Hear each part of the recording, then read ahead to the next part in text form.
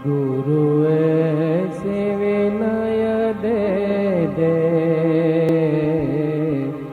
गुणगान करूं तेरा। इस बालक के सर पे गुरु हाथ रहे तेरा। गुरु ऐसे विनय दे दे, गुणगान करो।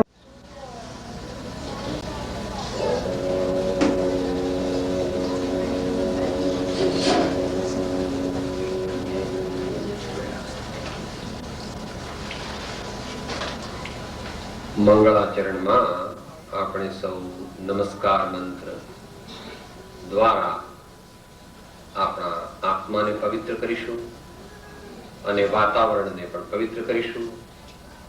તો નમસ્કાર મંત્ર બોલાવવામાં આવે તે આપણે સૌ ઝીલીશું. ઓમ નમો અરિહંતાણમ, ઓમ નમો સિદ્ધાણમ,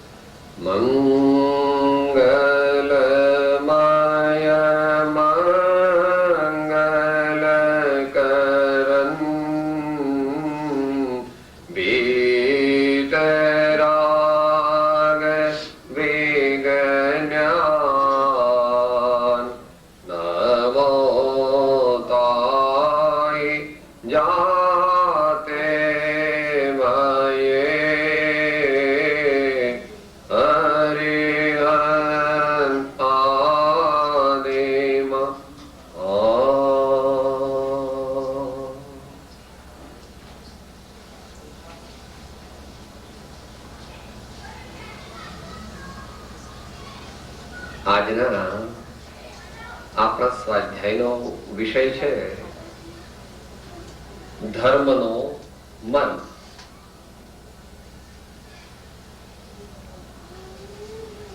ધર્મ શબ્દથી કઈ ડરવાની જરૂર નથી.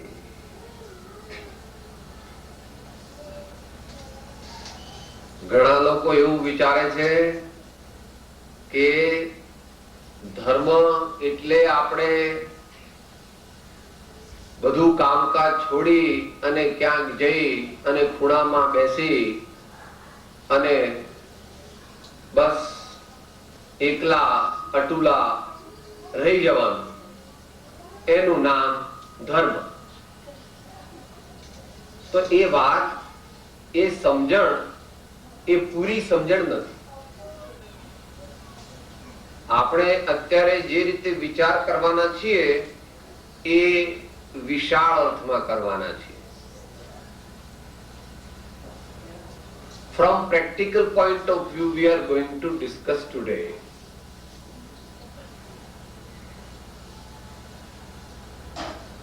અઢી હજાર વર્ષ પૂર્વે, 2000 વર્ષ પૂર્વે કે 1000 વર્ષ પૂર્વે મહાપુરુષોએ જે રીતે ધર્મ કર્યો તો તેની મૂળ પદ્ધતિ તો કઈ બદલાતી નથી. ધર્મની મૂળ પદ્ધતિ તો બદલાતી નથી, પણ દેશ કાળ પ્રમાણે તેનું બાહ્ય સ્વરૂપ બદલાય છે. દેશ કાળ પ્રમાણે તેનું બાહ્ય સ્વરૂપ બદલાય છે. તો આપણે પહેલા સહેલી સીધી વાત કરીએ પહેલા, પછી ધીમે ધીમે આપણી શક્તિ જેટલી આગળ વધે એ પ્રમાણે આપણે ધર્મને વિચારીએ.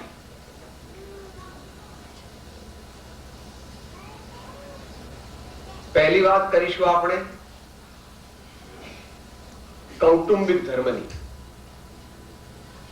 બીજી વાત કરીશું આપણે દેહ સંબંધી ધર્મની. ત્રીજી વાત કરીશું આપણે સમાજ સંબંધી ધર્મની.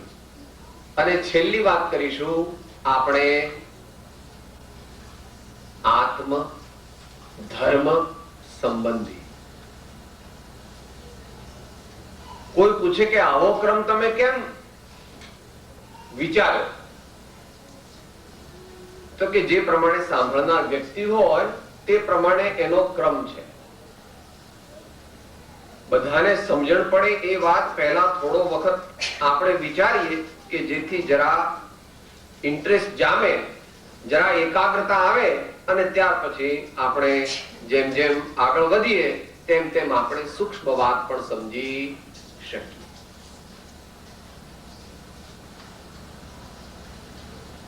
તમે બધા દેશ છોડીને અહીંયા આગળ આવ્યા છો. ઘણા આપણા બધા ભાઈઓ પોતાનું મૂળ ગામ જે હોય, કોઈનું અમદાવાદ હોય, કોઈનું વડોદરા હોય, કોઈનું સુરત હોય, કોઈનું બીજું કોઈ હોય તો ત્યાંથી કલકત્તા પણ રહેવા જાય છે, મદ્રાસ પણ રહેવા જાય છે, બેંગ્લોર પણ રહેવા જાય છે, કોઈ દિલ્હી રહેવા જાય છે, એમ જુદી જુદી રીતે રહેવા જાય છે. ત્યાં આગળ આપણે પ્રથમ તો આપણા કુટુંબની સાથે હોઈએ છીએ. વ્યવહારથી આપણે કોઈના પતિ છીએ અથવા આપણે કોઈના પત્ની છીએ, આપણે કોઈના મા બાપ છીએ અથવા આપણે કોઈના દીકરા દીકરી છીએ. આ એક વ્યવહારિક હકીકત છે. આ એક વ્યવહારિક હકીકત છે. તો ત્યાં આગળ પહેલો ધર્મ એ છે કે જ્યાં આપણે રહ્યા છીએ, જે કુટુંબમાં આપણે રહ્યા છીએ, તેની ફરજ આપણે બજાવવાની છે. આપણો વ્યવહારિક રોલ આપણે ભજવવાનો છે અને સૌની સાથે પ્રેમથી રહેવાનું છે.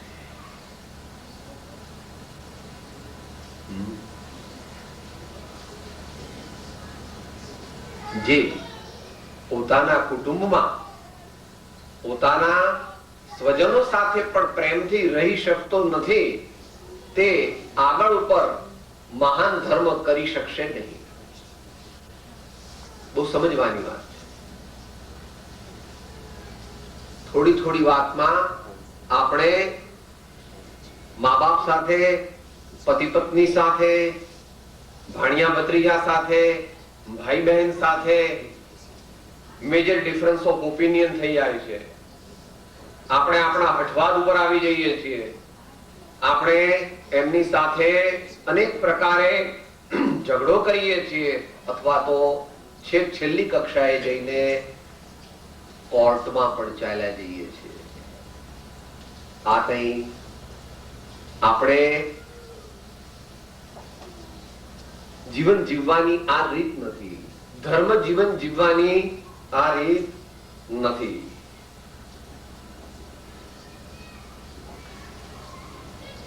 અહીંયા એક નોટ આવી છે કે જે ભાઈઓને બહેનોને ચોગી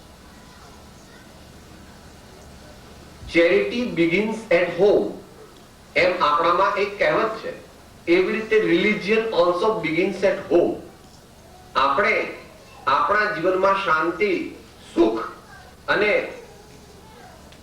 નિશ્ચિંતતા જોઈતી હોય તો આપણે આપણા જે સ્વજનો છે તેમની સાથે એડજસ્ટ થતા શીખી જવું પડશે, એકોમોડેટ થતા શીખી જવું પડશે. એમની સાથે આપણે પ્રેમથી રહેતા શીખવું પડશે. પછી એની ડિટેલમાં નહીં જવું, કારણ કે સોશિયલ આસ્પેક્ટ છે કે માતાઓએ મુખ્યપણે બાળકોને સંસ્કાર આપવાના અને અપેક્ષાએ શિક્ષણ આપવાનું એ વાત ભૂલવાની નથી. કારણ કે નેપોલિયન એમ કહે છે કે જો તમારે દેશને સુધારવો હોય તો તમે માતાઓને સુધારજો. કારણ કે એક માતા તે 100 શિક્ષકો જેટલું શિક્ષણ આપવાને સમર્થ છે. તે શિક્ષણ કે તો કોઈ મેથેમેટિક્સ, જ્યોગ્રાફી, ઇલેક્ટ્રોનિક્સ કે કોમ્પ્યુટર્સની વાત નથી. શેની વાત છે? સંસ્કારની વાત. સંસ્કારની વાત છે. તો એ રીતે પિતાએ પણ કઈ રીતે આખા ઘરના બધા સભ્યો સાથે તેમનું રક્ષણ કરવું, તેમનું ભરણ પોષણ કરવું, તેમને તેમના જીવનની જરૂરિયાતો આપવી અને સાથે સાથે સારા સંસ્કાર આપવા, એ ઇત્યાદિ પ્રકારે માતા તરીકે, પિતા તરીકે, ભાઈ તરીકે, બહેન તરીકે, કાકા મામા તરીકે આપણે આપણી ફરજ બજાવવાની છે. તો એ ત્યાં આગળ આપણે એ મુદ્દો પૂરો કરીશું કે આપણે ધર્મનો મર્મ પામવા માટે પ્રેમથી સૌ સાથે રહેતા શીખવું પડશે. એમાં એક મુદ્દો જે છે બે પેઢીના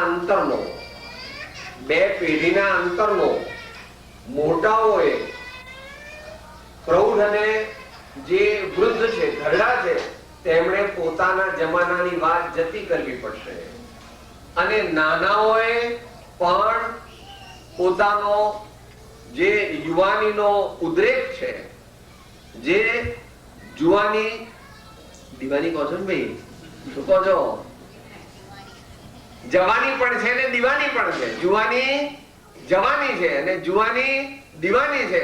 તો એ દીવાની જુવાની જે છે તેનો પણ ઉદ્રેક જરા સહન કરી.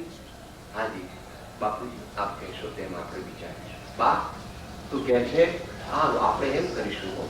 એમ બંને જો કરશે તો જ બંને વચ્ચેનો સેતુ બંધાઈ શકશે અને કૌટુંબિક વ્યવસ્થા સારી રીતે રહી શકશે.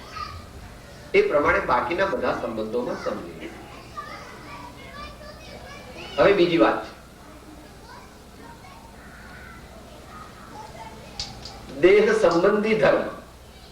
દેહ સંબંધી ધર્મ આમ તો દરેકને થોડો થોડો એ આવડે જ છે, પરંતુ આપણામાં સ્વચ્છંદ છે. આપણામાં સ્વચ્છંદ આવી ગયો છે. એને લીધે મહાપુરુષો કહે છે કે આનો આપણે સદુપયોગ કર્યા વિના ચાલવાનું નથી. તમારી કહેવત શું કહે છે? When something is lost, nothing is lost. When health is lost, something is lost, when character is lost, everything is lost. માટે શરીરને સારું રાખવા માટે 3-4 વસ્તુઓ સામાન્ય ખ્યાલમાં રાખવાની છે. નિશ્ચયથી તો જે પ્રમાણે પાપ કર્મ કે પુણ્ય કર્મનો ઉદય હશે તે પ્રમાણે શરીરની અવસ્થા થશે, એની વાત નથી ચાલતી. અહીંયા તો આપણે કેવી રીતે કરવું એ વાત આજે સવારે થોડી આવી ગઈ હતી.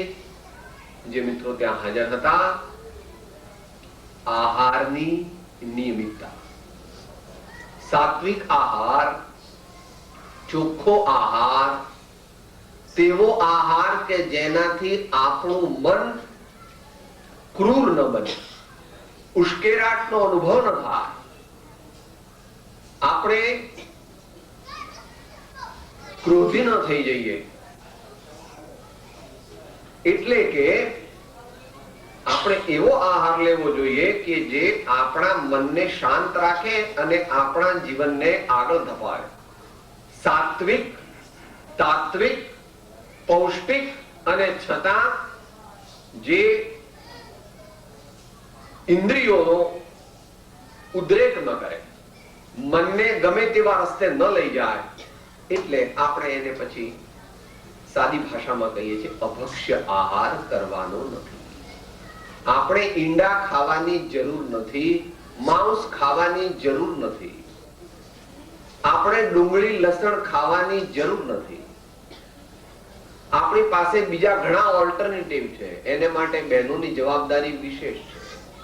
બાળકો જ્યારે નિશાળમાં જાય ત્યારે અહીંયાના જે પણ કઈ નિશાળના કાયદા છે તે સાંભળ્યું છે, તેઓ ગમે તેવો આહાર આપે છે, કારણ કે તેઓને મન કઈ ખબર નથી. પણ આપણે તો આપણા બાળકોને ભાખરી, શાક, બિસ્કિટ અથવા ઘેર બનાવેલી બીજી કોઈ પણ વસ્તુઓ આપણે નાસ્તામાં આપવાની છે. એ માટે બહેનોએ આળસ છોડીને બાળકોને ભાવે તેવી વસ્તુઓ તેમને નિશાળમાં સાથે નાસ્તાના ટિફિનમાં મોકલવી પડશે. એમાં જો તમે આળસ કરશો તો પછી બાળકો ત્યાં આગળ શું ખાશે એની જવાબદારી ઇનડાયરેક્ટલી તમારી છે. આહાર મોટાઓએ પણ એ જ વિચારવાનું છે કે બને તેટલો આપણે સાત્વિક આહાર લેવાનો છે. જેવું ખાય અન્ન તેવું થાય મન, જેવું પીએ પાણી તેવી બોલે વાણી. એ પ્રકારની એક કહેવત છે. એ અપેક્ષાએ સત્ય છે.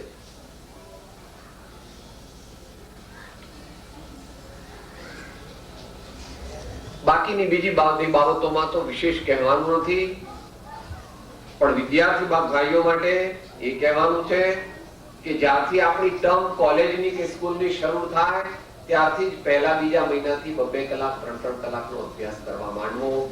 જ્યારે 2 મહિના પરીક્ષાના રહે અને એક સામટા પછી ઉજાગરા કરવા પડે અને તે વખતે તબિયત બગાડવી પડે, એવું આપણે કરવાનું નથી. જો કે તમારે અહીંયા કઈ જુદી જાતની ટ્રીમેસ્ટર કે શું હોય છે ભાઈ, એવા બધા સિમેસ્ટર હોય છે જે હોય છે. પણ અહીં તો અમે ભારતની પદ્ધતિથી વાત કરીએ છીએ કે ત્યાં બાળકો આ 6 મહિના 8 મહિના રખડી ખાય અને પછી છેલ્લા મમ્મીને કે મમ્મી 11 વાગે મને ચા બનાવજે, પછી પાછી 1 વાગે બનાવજો. મમ્મી બિચારી સુઈ ગઈ હોય 1 વાગે તો કેવી રીતે ઉઠાડીને એને કરે? તો આપણે આરામને સમયે આરામ, ભણવાને સમયે ભણવાનું, કે જે તમારી કહેવત છે કે play while you play and learn while you learn, that is the way to be happy and whatever it is. તો આરામ અને વ્યાયામની વાત બાળકોને તો ખાસ કહેવાની નથી, પણ 45 વર્ષની ઉપરના ભાઈઓ બહેનોને કહેવાની છે. આપણું જીવન દિવસે દિવસે એમ્બ્યુલેટરી નથી થતું પણ સિડેન્ટરી થતું જાય છે. આપણું જીવન, આપણો વ્યવસાય મોટરમાંથી ટેબલ પર ને ટેબલ પરથી મોટર પર, એટલે આપણને વ્યાયામની કોઈ જગ્યા રહેતી નથી. અને તેથી અત્યારે આપણે જોઈએ છે heart attack, blood pressure, diabetes, obesity, osteoarthritis, એનો કોઈ પાર નથી. માટે શરીર પ્રત્યેનો ધર્મ બજાવવા માટે આહારની નિયમિત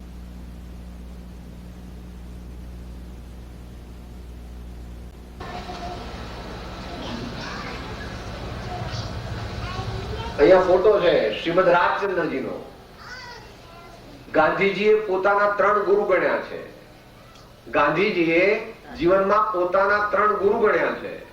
નૈતિક બાબતમાં લિયો ટોલ્સ્ટોય, રાજકીય બાબતોમાં જ્હોન રસ્કિન અને આધ્યાત્મિક બાબતોમાં કવિ રાયચંદભાઈ ઉર્ફે શ્રીમદ રાજચંદ્ર.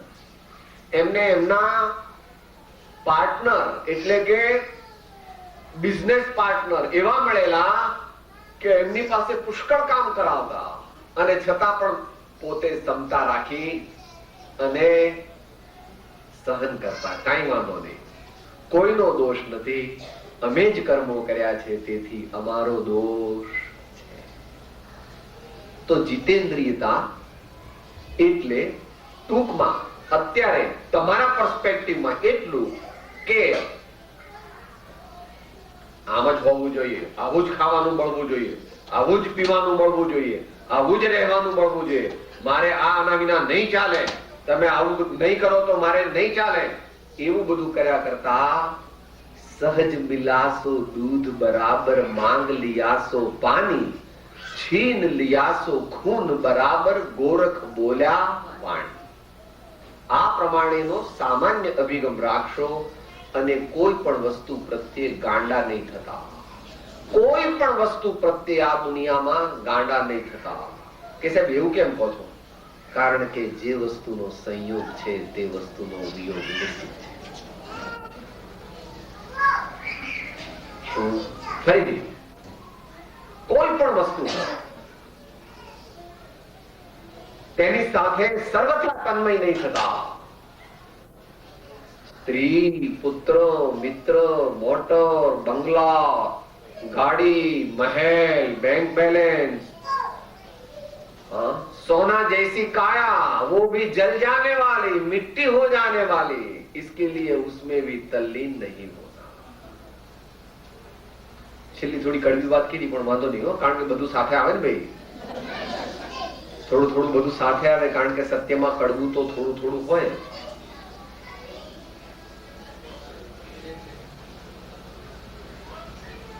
આ ધર્મના આત્મ ધર્મના મર્મને પામવા માટે આપણામાં સદગુણ સંપન્નતા હોવી જોઈએ. આપણામાં સારા સારા ગુણોનો જીવનમાં વિકાસ થવો જોઈએ. તે સિવાયની 4 ભાવના જે છે, ગઈકાલે એકાદ આવી ગઈ હતી, એ ફરીથી તમે યાદ કરી દેજો.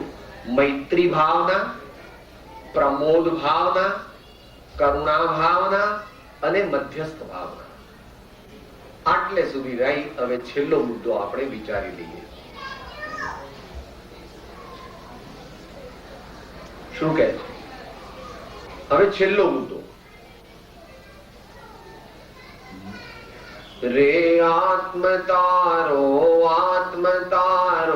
શીઘ્ર તેને ઓળખો, સર્વાત્મમાં સમદ્રષ્ટિ જોવા વચનને હૃદયે લખો. ધર્મ એટલે આનંદ અને શાંતિ, અને આનંદ અને શાંતિ તેના સાચા સ્વરૂપમાં અંતરની અંદર છે. जो खुदी को नहीं पहचानता वो खुदा को नहीं प्राप्त कर सकता. खुदी को नहीं पहचानता वो खुदा को नहीं पहचान सकता. जब जान्यो निज रूप को तब जान्यो सब लोग, नहीं जान्यो निज रूप को सब जान्यो सो भोग. દરેક મહાપુરુષો કહે છે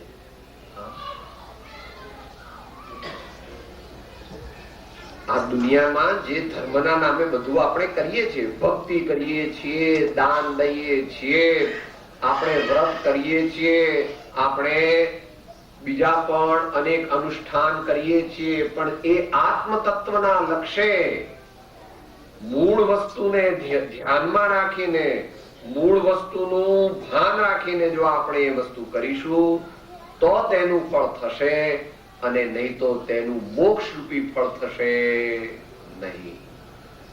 માટે એ આત્મ તત્વને પામવા માટે આપણે બીજા કોઈ સમયે વિચાર કરીશું, પણ અત્યારે જે 3-4 મિનિટ છે એની અંદર તો હું તમને એટલું કહીશ કે તમારે જો ખરેખર ધર્મના મર્મને પામવો હોય તો તે વાત તો હજુ દૂર છે, પરંતુ એને માટે આટલી વસ્તુ કરજો, 3 વસ્તુ કરજો. પહેલી વસ્તુ, always keep the company of the noble and the holy people. સજ્જનો અને સારા મનુષ્યોની જ સંગતિ કરજો, બીજા કોઈની પણ સંગતિ કરતા નહીં, નહીં તો તમને જીવનમાં પસ્તાવાનો વારો આવશે. બીજી વાત, હંમેશા સારા પુસ્તકોને વાંચવાનો નિયમ લેજો. Take the vow of reading good books, religious books, spiritual books, books which inspire you for higher goal in your life. હંમેશા સારું સદવાંચન કરવાનો નિયમ લેજો. અને છેલ્લું,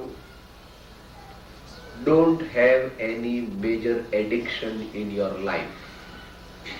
કોઈ પણ મોટા વ્યસનના ગુલામ થતા નહીં. કોઈ પણ મોટા વ્યસનના ગુલામ થતા.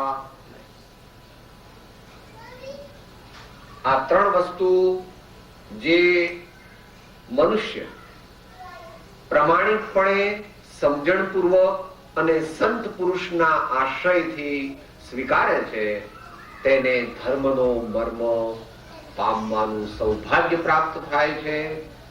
માટે આજે જે વાત કરી તે રિકેપિચ્યુલેટ કરી દઈએ. આજે મેં શું સાંભળ્યું? ઘરમાં સૌ સાથે પ્રેમથી રહી, શરીર પ્રત્યેનો ધર્મ યથાયોગ્યપણે બજાવીશ, સમાજ અને રાષ્ટ્ર પ્રત્યેની મારી જે ફરજ છે તે તનથી, મનથી, ધનથી, વચનથી અદા કરીશ અને સત્ય ધર્મને પામવા માટે, આત્મ ધર્મને પામવા માટે, પરમ શાંતિ અને પરમ આનંદને પામવા માટે જીવનમાં વિશાળ બુદ્ધિ, મધ્યસ્થતા, સરળતા, જીતેન્દ્રિયપણું, સૌ સાથે મૈત્રી, ગુણીજનોમાં પ્રમોદ ભાવ, મધ્યસ્થતા અને જે જીવો મારી સાથે એગ્રી ન થાય એમના પ્રત્યે ઉપેક્ષા ભાવ રાખતા હું શીખીશ અને પછી સત્સંગ કરીશ. I will always keep good company. સદવાંચન કરીશ. I will always try to read good books which will elevate the level of my life. અને કોઈ પણ વ્યસનને સેવીશ નહીં. I will never be an addict. I will never be an addict. તો આટલી વસ્તુ સાથે આજે આપણે અત્યારનું વક્તવ્ય પૂરું કરીએ છીએ. ધર્મનો મર્મ એ વાત તો બહુ મોટી છે. અત્યારે તો આપણે માત્ર દરેકને સમજણમાં આવી શકે, દરેક પોતાના જીવનમાં ઉતારી શકે એ દ્રષ્ટિએ જ માત્ર વાત કરી છે. વળી તમારામાંથી કોઈનું સૌભાગ્ય હોય, જ્યારે ભારત આવો, થોડા દિવસની રજા લઈને આવો, ત્યાં રહી શકો, ત્યારે કંઈક વિશેષ સૂક્ષ્મતાથી એની વાત આપણે કરીશું. તે વખતે આપણે એનો અભ્યાસ પણ કરીશું, તે વિશેની વિશેષ વિચારણા પણ કરીશું અને એ રીતે આપણા જીવનને પ્રભુ મહાવીર અને જ્ઞાની અને સંતોના રસ્તે લઈ જઈ આપણે આપણા જીવનને ધન્ય બનાવીએ, સફળ બનાવીએ અને માનવ ભવને સફળ કરીએ. એ જ આપણા આ સ્વાધ્યાયનો હેતુ છે. મહાવીર સ્વામી ભગવાન કી જય. સદગુરુ દેવ કી.